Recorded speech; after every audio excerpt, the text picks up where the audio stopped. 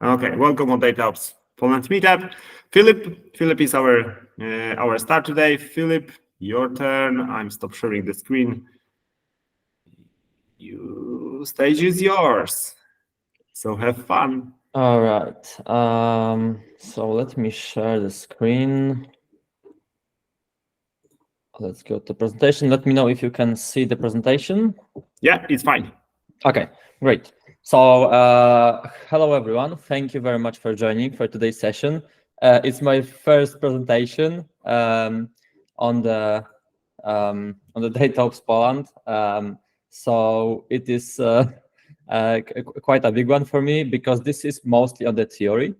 So basically on theory on how to manage and how to deal data at scale. So we know that big organizations are really struggling on how to work with data. So the data systems were also not as developed as standard software. So this will be the introduction to the data mesh. So the data mesh is kind of new term. So this has like 4 years. It was coined by Zama Degani in her book, and basically this is about how we should switch our mindset and how we do stuff. So this is very similar to what was done on the lean manufacturing, on the agile, on the DevOps, and lately the data ops, ML ops, AI ops, and anything ops basically. So this is like a continuation of this whole journey we are doing, but this is related only to data. This is only, and this is actually only to analytical data. Actually, okay, I forgot about me. But overall, I'm working in Blue Yonder as a consultant and architect for data integration in supply chain. So if you would like to reach me, you have my LinkedIn. You can add me. I actually love. Tomek can confirm that I really love nice conversations about anything at any time. Actually, so that especially the technical ones, like the technologies or approaches. Great. So moving to what we are having right now. So I will start from what is the journey we have came across. So first of all, the first approach to data is a centralized data warehouse. So we are having our company, and whole data that has to be is not operational one. So this is analytical data. Whole analytical data lands in one big warehouse. So this warehouse has everything basically. So it contains huge ETLs or ELTs or anything that gets the data there, and this is a really huge software where you have like petabytes of data in exactly one place, and this one place is owned by one huge team, and the pipelines are really time consuming. They are depending on each other, and to get data to be useful, the data has to come from the warehouse to some reporting tools or the decision makers. So that was that is based actually on the Inmon data warehousing, or there was actually a Kimball and Inmon, sorry. And this is actually something we can see right now in most of the organizations. Somewhere it is there, right? So we can really relate to that.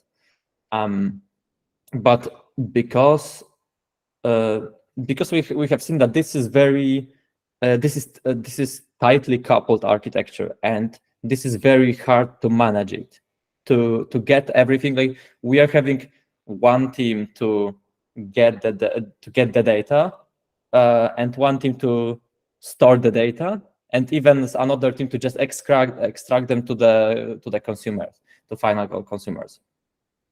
So because of that was the issue, we went to the another approach when we are having a centralized data lake. So the data lake is a bit newer approach when so where is the change on the data lake and data warehouse? On data lake, first thing we do is to load the data there as it is, basically, or at least having a minimal change. And that gives us one huge benefit, that we avoid transformations between the producers and the place where it's stored. So basically, we exchanged Python scripts into SQL scripts. That is the most standard approach on the most companies. Of course, we have things like Spark, we have MapReduce, we went through Hadoop, so that is the data lake, for example. We got multiple approaches to how to manage it technologically, but this is very similar. So we just added the transformations after the data lake or inside of the data lake. So this was a good move, but it is not really scaling. So because of that, we started working on the newer approaches even, and the newer approaches, of course, are clouds. So, of course, cloud is currently almost everywhere. It's like, so I would assume like 99% of the companies or any big company has some cloud. It's made multi-cloud. Actually, it is called polycloud. I think that was the difference. Right, and so here the difference is that we are having integrated software inside one vendor. And this vendor is, of course, a cloud. It can be Microsoft, like this one. It can be Amazon. It can be Google. It can be Alibaba or any other cloud. And here we did actually very similar thing. Sorry. I don't like talking too much, actually, on the presentations. So here we have the integrated architecture for the data, but the point is that we actually just moved on-prem software into cloud software, right? So we outsourced our resources into somebody else's resources. So this was a very good move because of the integration. The integration of the software is very hard part, and it is not well learned and taught actually anywhere. That's why having like an administrative mess just reduced, basically. It's not always true because it depends on the implementation, but yeah. So in the end, what we've got exactly the same approach over last 60 years. So we are having producers. They are producing the data into our data platform. This data platform is for almost everyone a black box. It has some team that you need to reach out to. They are always under-resourced.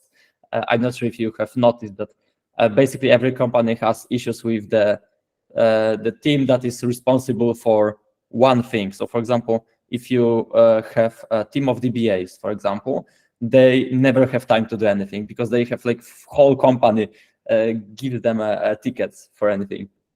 So this is the same part when we are having a centralized team for the data platform. We don't know what is going on at the data platform on this part, or like from high level overview.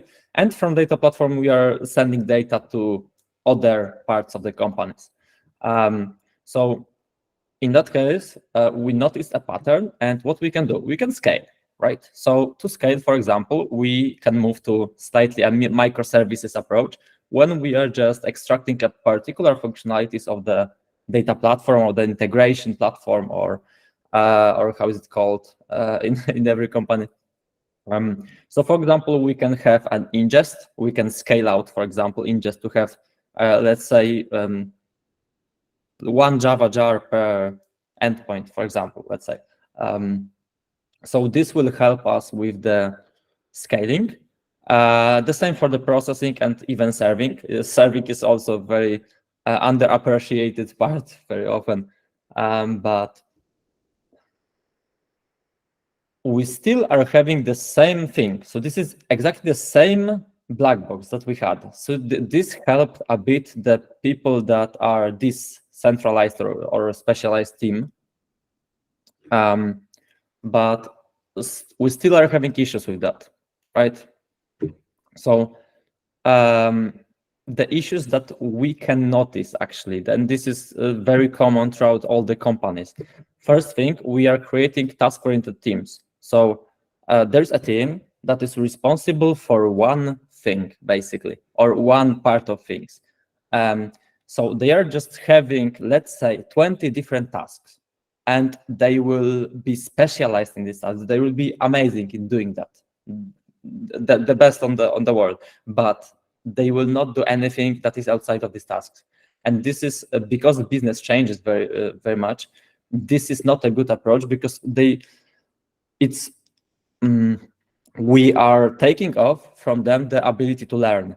And ability to learn is currently one of the most important parts of the, I think, the whole world, but the IT is a very special one, because on IT side, we are running behind the business. We are trying to catch up with business. And business evolves very often, much more often than IT, right? So we create hyper-specialized teams, and this is especial for data engineers. When you have one person that manages Kafka, one person that manages Postgres, or so even one team that manages these tools, but they are not doing anything to anything else. They are just specialized team, and we need these people, but this is not the way to build a entire company. That is the issue, because they as I would say, this is a bit wasting of resources and human potential, basically, because humans can do really multiple stuff very well. And this is something that is one of the most important parts that we can see. So we are having producers and consumers of data. And consumer currently knows nothing about the producer, basically, because consumer has a data platform. So this data platform is their producer, right?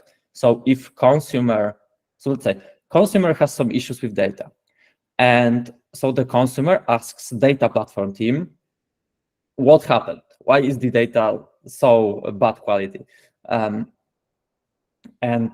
the data platform starts checking. They are, of course, under-resourced very often, so it takes a lot of time to just pick this. And in the end, they are having the information that on their side, everything is good, right? Okay, so what now?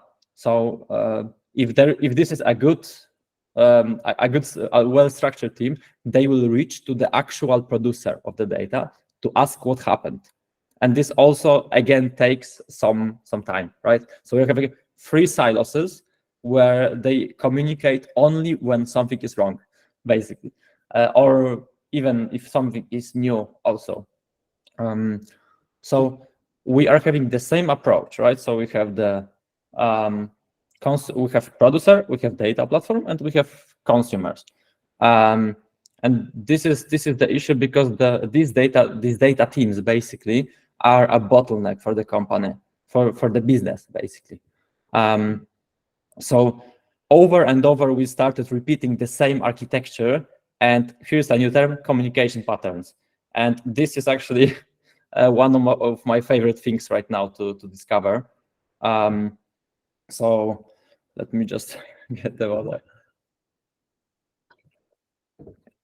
So we are having a Conways Law, and this is actually a very, I think, my favorite subject right now on the IT, because since 1967, this is true for basically every company. So this is, for me, it is a bit mind-blowing, and a lot of people are not agreeing with that. They don't see that, but based on Harvard, MIT, and other scientists, this works all the time.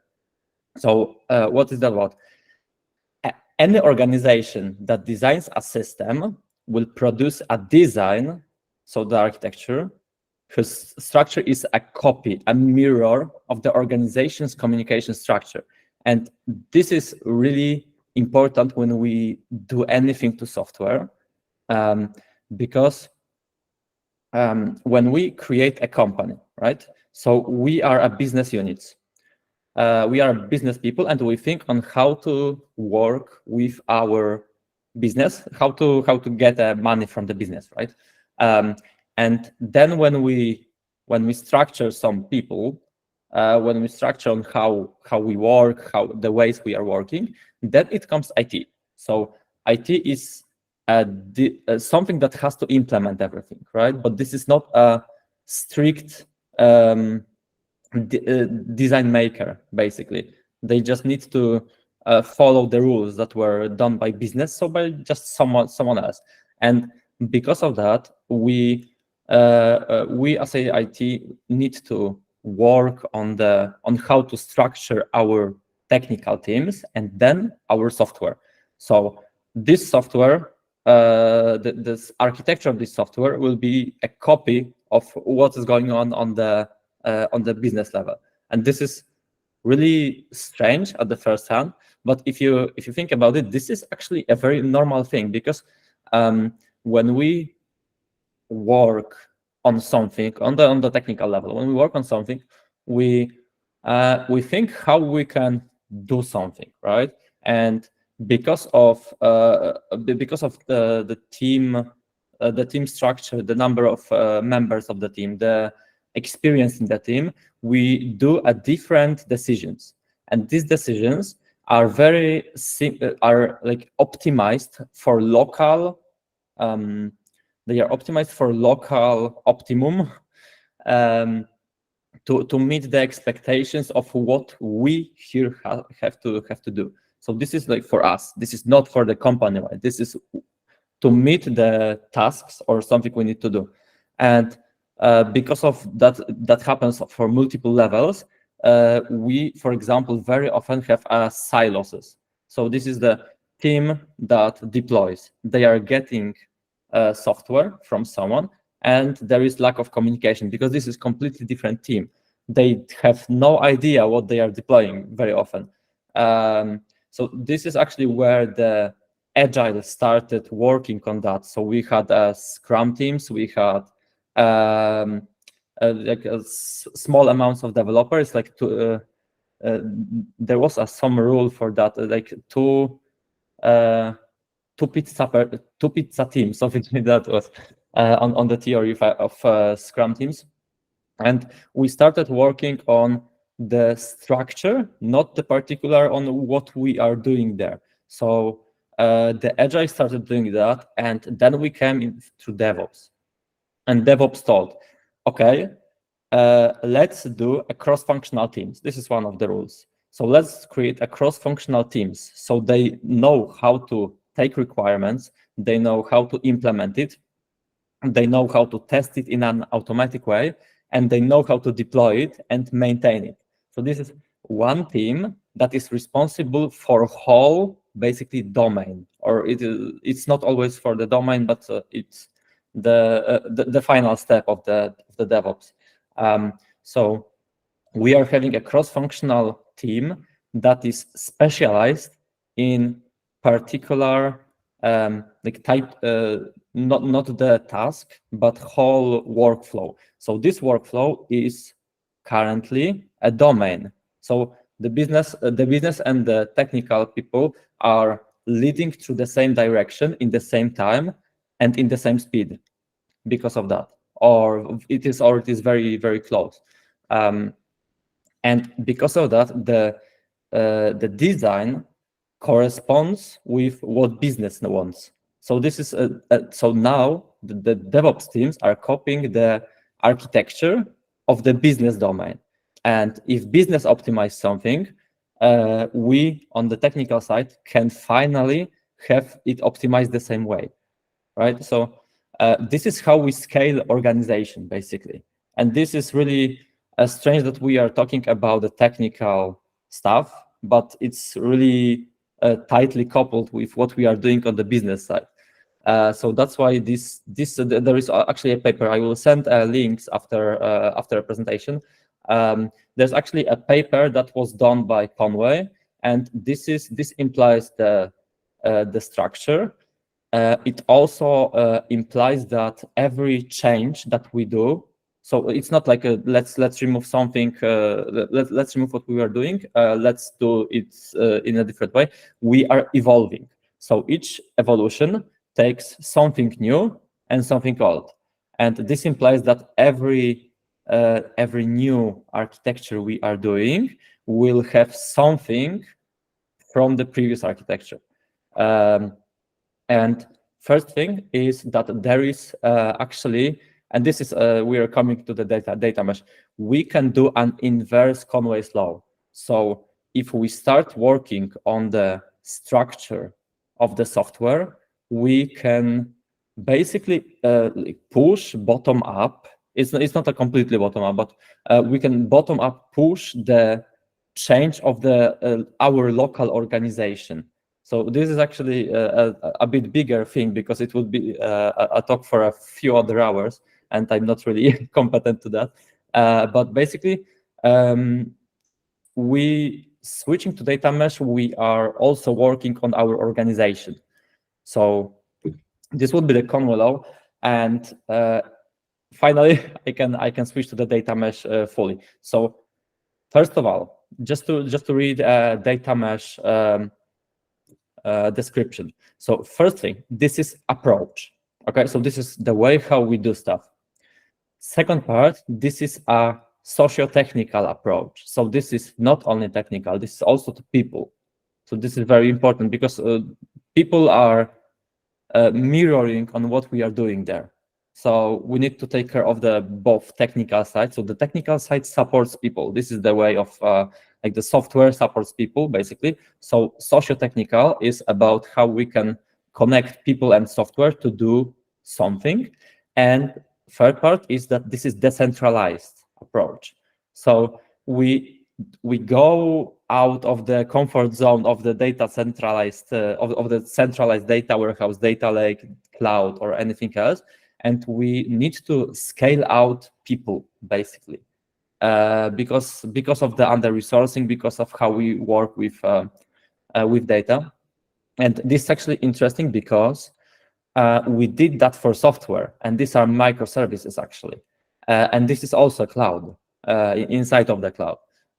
So we did that to software, but we didn't that to data.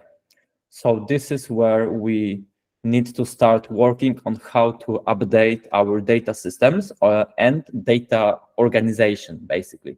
So we are heading into the data-driven approach for whole organization. So we start treating data as a first-class citizen, when we can just get, basically we can just get much more money from the data itself, rather than the operational stuff. Very often, of course, it varies from the domains, but this is really interesting. And this is very important also information, that this is for large scale environments. So for smaller organizations, or basically, for smaller organizations, they will not notice the positive difference for that.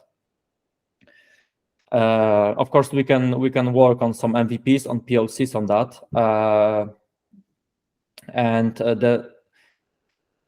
the positive impact will be visible further on when the company scales out. So it may be also a good idea for small companies to just discover this thing, and not to be closed for that. This is also something new. So this is still being established over the companies. So the data mesh, basically, just not to waste much time, we are having 4 principles, and each principle is like Maslow's pyramid. So we are having the base, and then on top of that we can build another one. So the most important part, and this is unfortunately crucial, domain-driven organization design. And without domains, we cannot do a proper data mesh, because it will not work. We will go through that, why it will not work later. But basically, through data mesh, we could try to change a part of our organization to switch to domain-driven organization. But unfortunately, for this, you need to have a top-down executive support for that. So this is not that easy, unfortunately. So first point is the domain-driven organization and basically domain-driven design. This is also implies through software engineering to the organization. Then this is also a bit a mindset set, but this is mindset change, but this is also a technical, and this is very technical. So we stop treating data as a byproduct or asset. We start treating as an actual product. So this is something we are giving to the other parts of the organization. So when we have a domain, and this domain has some data producers, for example, our applications, some external customers, or the domain itself, operations, or anything else, then the same domain has to have some kind of product that they will tell, okay, let's share our data to other parts of the organization because they may need it. And I would say they may need it. If the organization needs such data, then let's have them shared in a good quality with our domain rules. So we are the owners of the data product on the domain, and additionally we care about what is on this product. So this is not like, okay, let's share them, they can use it, let's take this out to them. No, we actually introduce the data product owner. So this is the person or the role that's actually a main point of contact for this data. So if someone from the organization needs the data, there's a product owner, data product owner, that is responsible for getting information on what's on this data and why it can be useful, and basically supports along with other data engineers how to get this data. And this is actually a product thinking from lean manufacturing. So there are a lot of that's why I mentioned that this is evolution, because we are using everything that we came through before.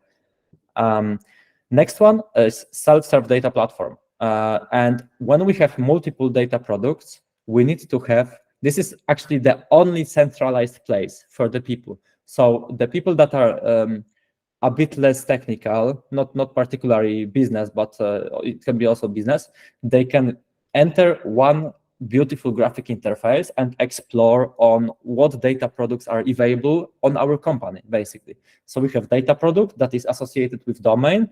There is a data product owner that is responsible for that, and you can reach to him or her to discuss about this product. And this is important. This is self-serve platform. So if there is a data product, we can, without asking anyone, we can request to access for this data. And if data is not PII, so this is not intensive information, we can just get this data and we can explore ourselves. So we are having the data lineage, we have data observability, we have SLAs, SLOs for the data. So everything is in one place. So people that are from other part of the organization that are not experts in this domain, they can use this data for machine learning, for analytical purposes, for their own business. And the last one is federated computational governance. This actually, for me, particularly, this is the hardest parts to understand on the data mesh.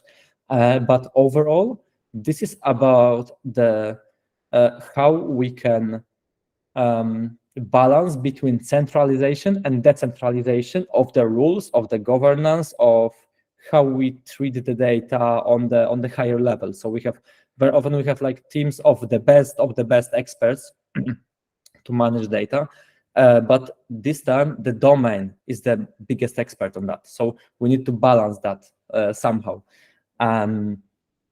So just to go over to that. So each domain needs data engineers, and data engineer is an emerging role. This is very important role, and we just lack of data engineers, unfortunately. And there is, of course, a new role that is data product owner. As a product, this is a product thinking. So we, as I mentioned before, we stop thinking about data as an asset. It goes as a product. So this is something that the domain is owner, and the domain is the responsible for what's going on there. And also that why this domain needs data engineers additionally. Self-serve data platform. So this is overall a data catalog. So that's why I was even before a webinar with Tomek, we were discussing some of the data cataloging. So we need to be able to just discover what is in our company. Otherwise, we will not know that we need that. So the unknown unknowns are the most the hardest parts of the data.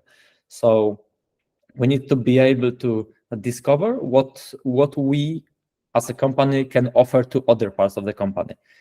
And the balance between centralization and decentralization. So these are the 4 rules that we need to follow. And of course, every organization will have its own implementation. And there are actually multiple implementations, multiple use cases. I think this is the biggest, the fastest growing field right now in IT, because I can see multiple meetups, multiple groups, multiple videos on all of that. So there are a few leaders that are visible like everywhere. So this is really nice that this is actually a thing, and companies are really implementing that. But it is definitely not easy. So here is actually image from the data mesh architecture. So this is like the main web page of the data mesh, and I will just give you a minute to look at it, and I will just say nothing about it. If you have any questions, you can you can, or if there's anything on chat, you can ask me also. Meanwhile, but I will just give you a minute to take a look at it.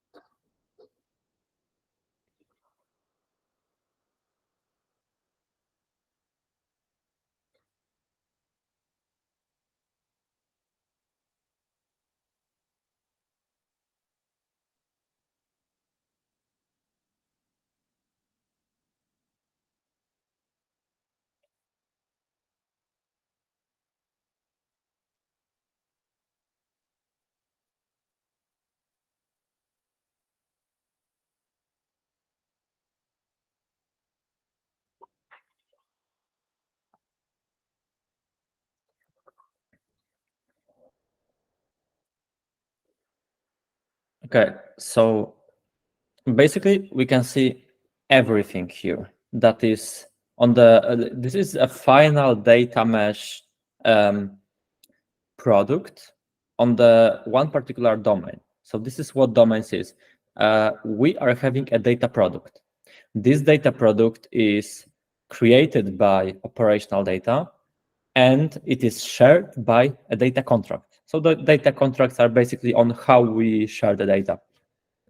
And other domains can just use our product based on some rules. So we can mask the data, we can give them access to particular rows, to particular columns for particular time.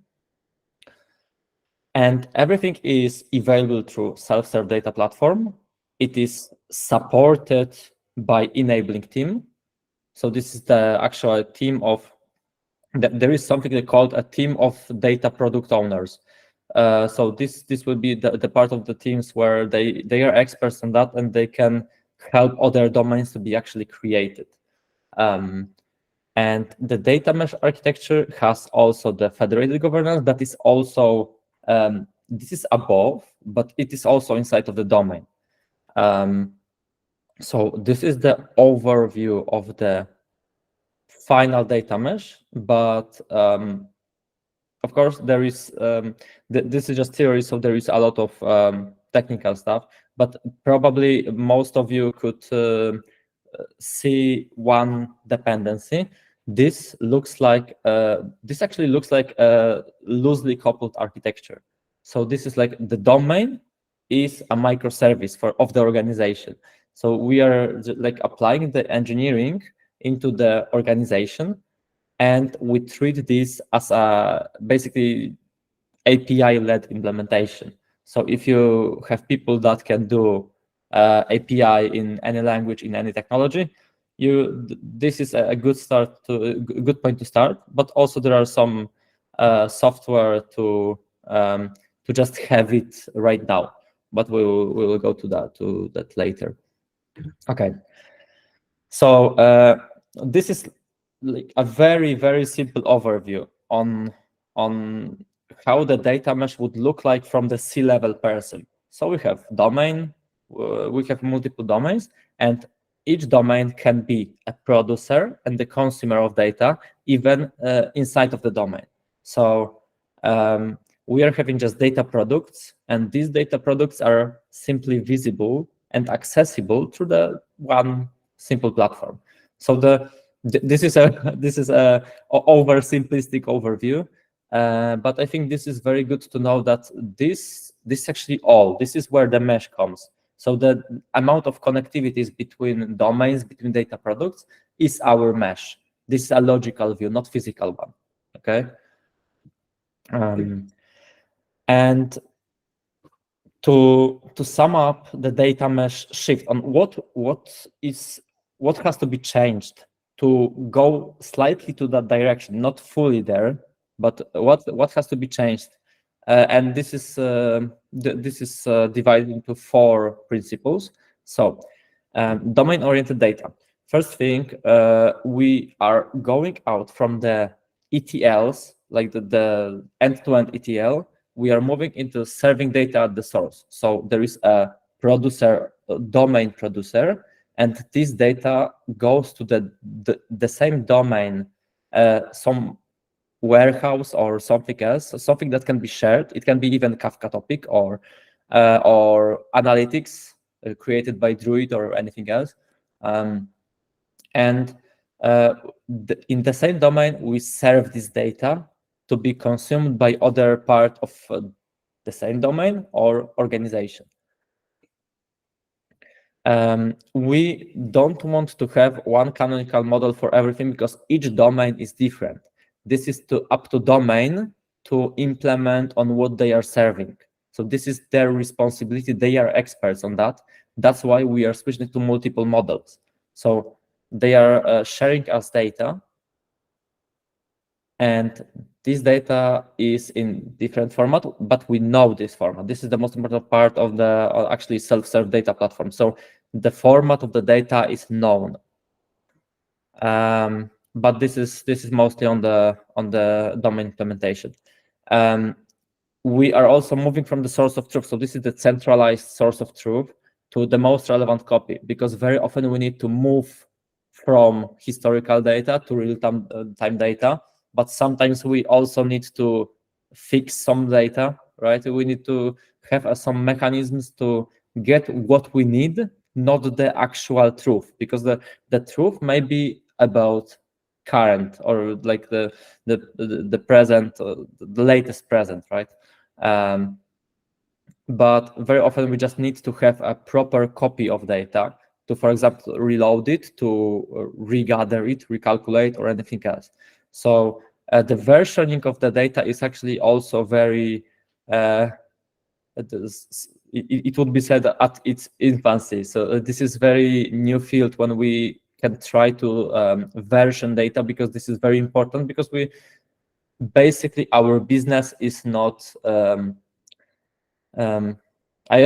would say, not as reliable as we would like to, right? So sometimes we just need to help them with some fixes, basically. This is actually something that we also need to avoid, of course, but the data has to be available for that. And we are moving from pipeline as a global thing to domain's internal implementation. This is up to them, what technologies they are using, how they are implementing it, because they should be, of course, they should be experts on that matter. So if they say that they don't want to have any transformation, they just want to have a raw data into the database, that would mean that the data is produced in a very healthy manner, for example. So this is up to domain, and this is their responsibility to take care of that. Second part is data as a product. So this comes also the product thinking. So we are treating data not as an asset, but as a product, right? So this is something bigger, more important, and it also a bit switches our mindset. So if you have an asset that can be thrown somewhere, we don't care about it much. But if this is our product, this comes on, I know, even our OKRs or anything else, we start thinking about like reasonably about this. Previously, we were sharing data after huge computations, or we were throwing the data out after some computations. But actually, what we need to be able to serve this data, we need to work on how we can have data and the way it is computed as one thing. If some of you are aware of machine learning, this is very similar to the inference on the interfaces, where the model was trained or on transformed data. The same transformation has to go on the inference before it is actually scored. It's not always true, because there are some libraries that I just caring about that, but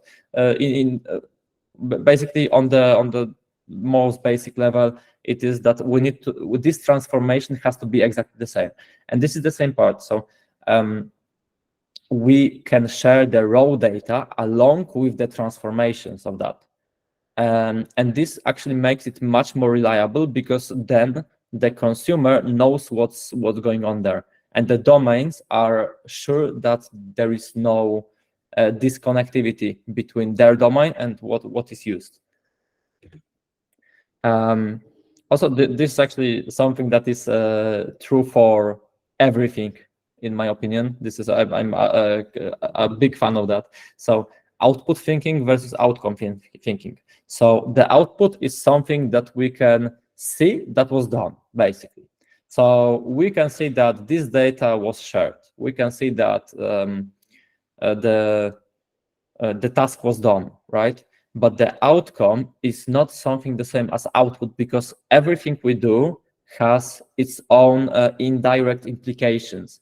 It can be, for example, the thing that we have adopted some technology is not only to see that we got this technology and we can use it, but this is also about outcome, how people are working with that, how the architecture is prepared for that, and there are multiple layers on what we are doing. So it's never black and white when we do something. It also has implications on people or other teams, or on multiple levels, basically, even on the motivation factor for the people. So this is also a bit on the management theory. And next one is the Selfserve data platform. So actually, this is I think this this is one of the most technical ones. So I think you know much better than me. So the switch that communication between systems is more important than the actual implementation. So very often we have multiple platforms, like MLOps platforms, DataOps platforms, DevOps platforms, and anything else. And this is really cool. This is great. But we need to remember. We just need to remember that the most important part is how this integrates and communicates outside of this platform. Right? So if we want to have, for example, monitoring system. So monitoring system will most likely have an agent. So this is a small program that is installed on the machine, and it takes some metrics, right? But what if we don't need to install the agent? We can have APIs that are sending these metrics to the system, for example. This is this kind of switch. I think that Ansible is agentless, for example, and is doing really well. But for example, the Elasticsearch or Splunk are agent-based, so they are also doing very well. So just it's not like we need to switch to that. This is just to keep in mind that the communication is between the components is very important, because then we can add a messaging queue. You can basically allow this to scale out. So this is all about. We want to have more generalists than specialists. Of course, specialists are very important, but basically when we are talking about the domain, these people are generalists and they are experts on this domain. So they know the business, they know the people that are ruling the business, and they know what is the implementation of the business. They know the data, they know the applications and everything that is related to this domain. So this is like their own company inside of the company, right? So overall, also this is a bit bigger thing, but world is also a bit switching from specialists to generalists. So this is also something I really enjoy, to have like a multiple part of the knowledge, because I can dedicate, I can rely to something. So this is kind of a switch that is a bit bigger than it would seem, because people tend to, like, for example, be experts in one technology, and this is perfect, this is fine, but it doesn't scale on the larger organizations. So sometimes we just need to basically apply ourselves to new stuff, just to expose ourselves. Imperative versus declarative. So we are switching from sequence of actions to the result. So this is actually about the experience. So the internal implementation of the domain is their concern, and what we want to see on the data platform is expected result. So or the required result. So for example, we may say that number of data products on the data platform is our SLA. And this is completely useless because one data product can generate much more money than everything combined, for example. So we need to switch from this is actually a switch not only on the sequence or how we look at things, but this is the not to mess this up. This is a quality over quantity approach. And this is also known in the programming on the imperative declarative languages. This kind of stuff is also quite known. And in the end, the self-serve data platform has to serve people, the normal people, right? So they need to have a good experience about that. So this is not like about what is going on underneath. We don't, as a data users, we don't care how it was done. We need to have a data, and we need to have this data with proper quality and with to be sure that this data is quality, basically. So we need to take care about our consumers, basically. So we need to know what they want, right? So this is also why, for example, the self-serve data platform has things like comments, data tiers, and even things like positioning based on the usage. So this is actually a very nice thing, that the data catalogs are done very often through Elasticsearch plus Neo4j. So the communication is done on the NoSQL database, and the relations are handled by graph database. So this is also kind of interesting on the implementation side, because of course every company will have its own implementation, but these are the important parts. So federated computational governance. So this is the last one. I think it's a bit too long already, but so I think this is a bit repeated. So centralized data team of data experts. We are switching to federated team of domain owners and SMEs, and the domain cares on themselves, and we are having additionally a team of domain this should be actually data domain owners, So someone who is responsible for the data is part of the bigger team. So they know what is going on overall, and they can discuss on what has to be done, what changes are incoming on the from the top down, and we are switching from the data quality as a local thinking to the federated team can define what the quality means, because we can say that something has quality or not, but what does the quality actually mean, right? So what is the definition, the actual definition that we can say 0, 1, this is quality, this is not a quality, right? So this will be supported by the federated computational governance. And the same goes to the security, actually, because as you probably know, nothing is secure up to some point. So at what level the security is defined, and this actually I mentioned before. So success measured in data volume is completely useless, because the volume doesn't say much about the data. Actually, the more data volume we have, the bigger one, it's the hardest to manage that. So it's like a balance between also quality versus quantity, right? So quality data is much more reliable and useful for the organization. So, for example, success measured in the consumption of data. So, for example, particular data product out of, let's say, 20 domains, 15 domains are using that. So that means this product is incredibly valuable for the company. And this is a success for the domain, right?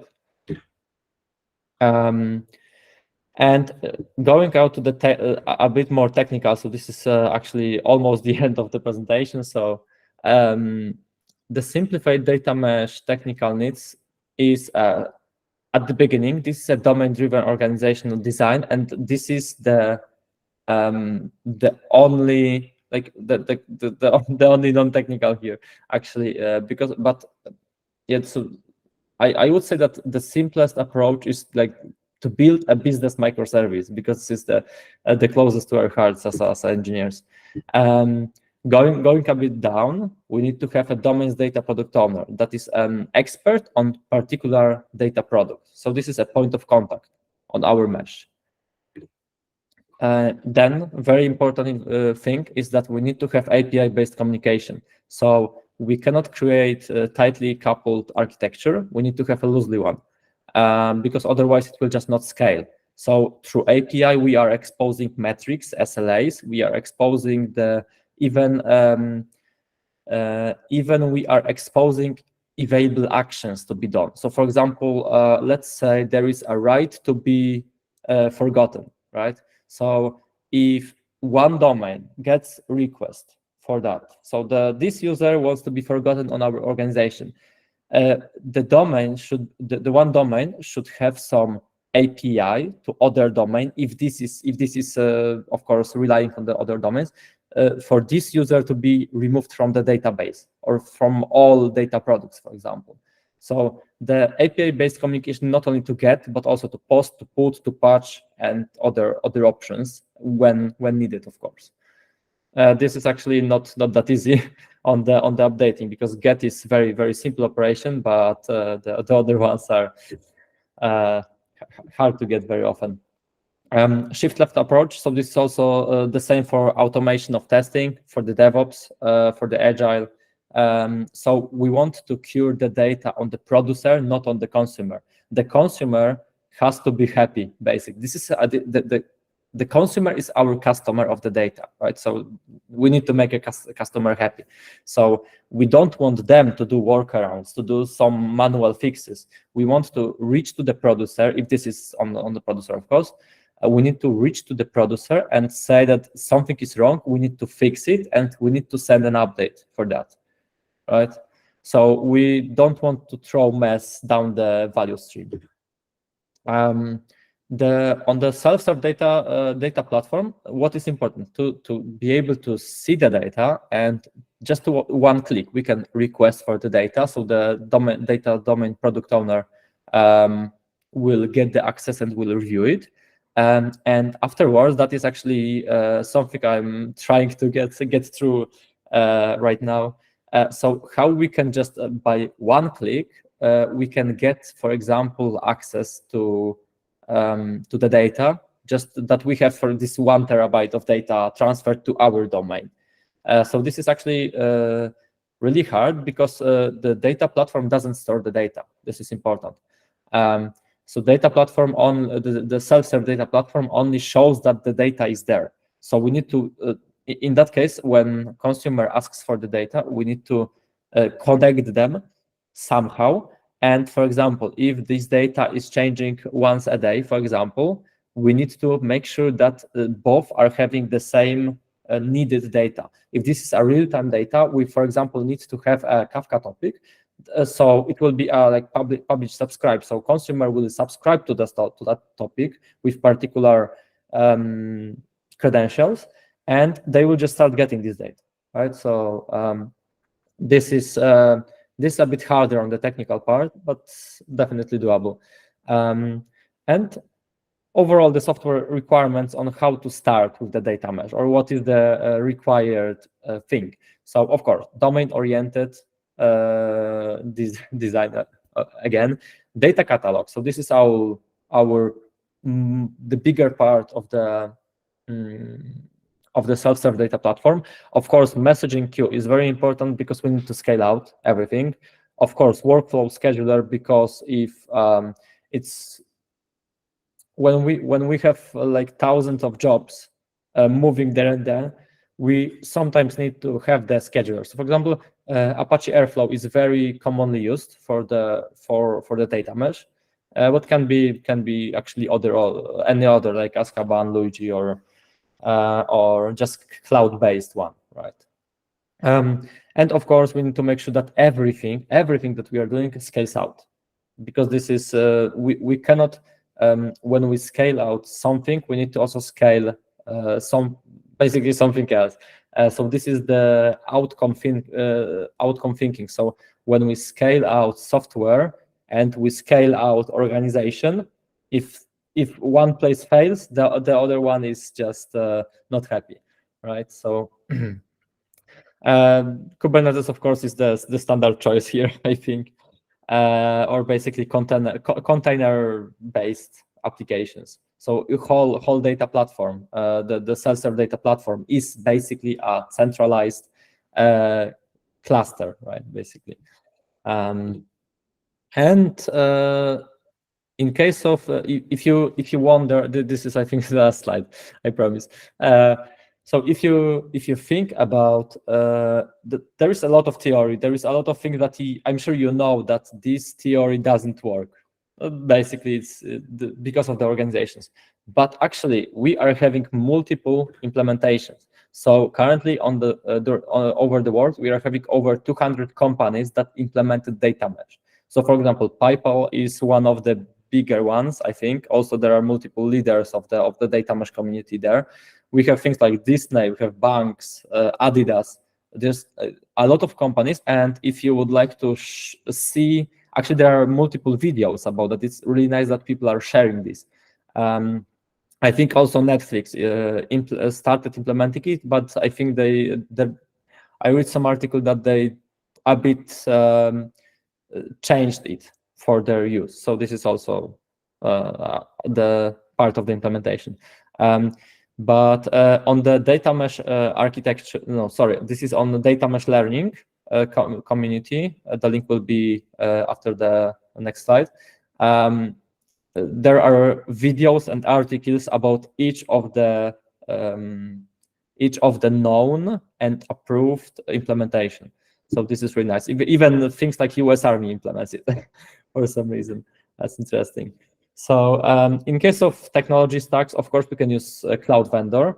But for example, Snowflake Marketplace is something that was, I think, the first adopter probably of the data mesh, because they created a marketplace when we can exchange the data, and we have all the information about the data, and we can request for that. If someone is using Snowflake, you may probably relate to that we can exchange the data in the company and outside of that. So this is actually some very different approach to the data mesh, in a way that the Snowflake is beneficial with. So this is their approach for that.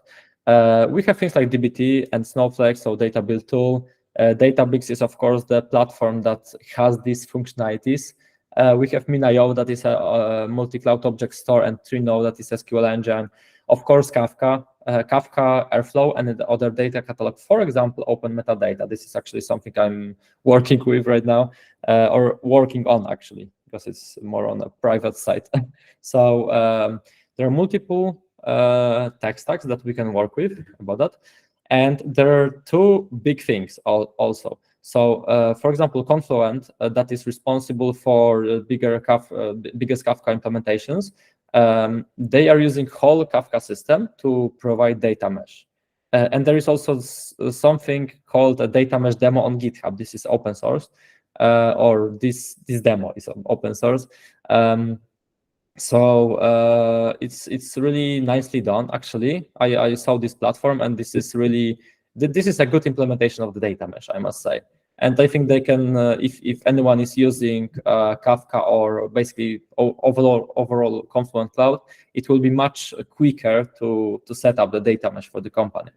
And the bigger thing that is coming, that the founder of Data Mesh, Zamak Degani, started a startup actually, that is created because there are no end-to-end solutions for data mesh. So this is first thing to just advocate the approach, but also to provide technically on how we can work with data at scale.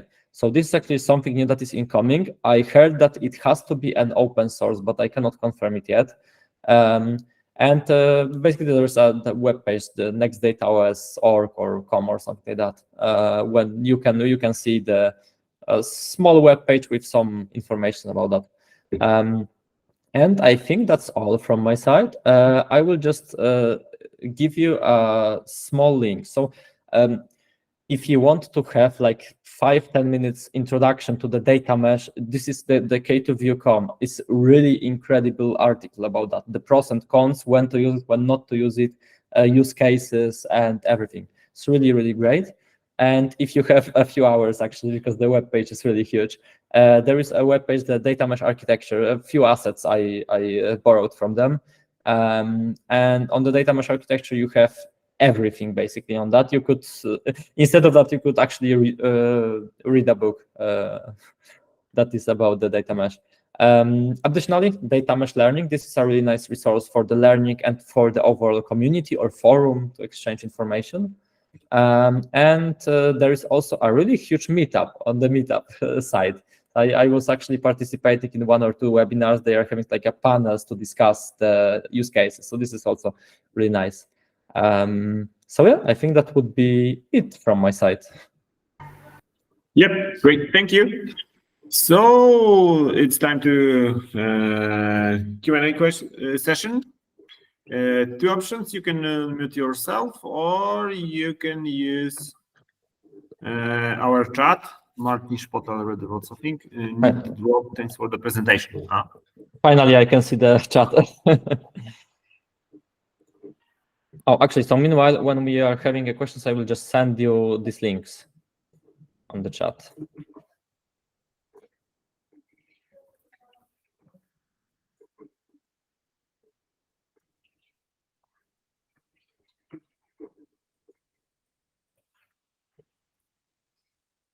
This is really